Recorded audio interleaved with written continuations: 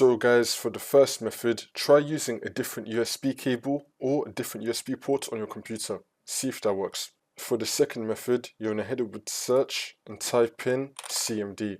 Now, you're going to run it as administrator. And then click on yes. And then once you're on this, you're going to type in chkdsk space /f space /r. And then click on enter. And then once this comes up, you're going to type in Y and then click on enter again.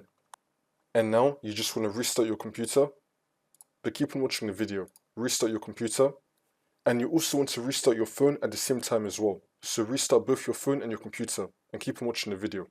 And now as your computer is turning on, it's going to be saying to skip disk checking, press any key. Do not press any key. You do not want to press any key. You want to let all the seconds load, and now the scan will start for you. You want to run this scan. Now once the scan's been done, it's going to take you back into Windows, and then the problem should be fixed.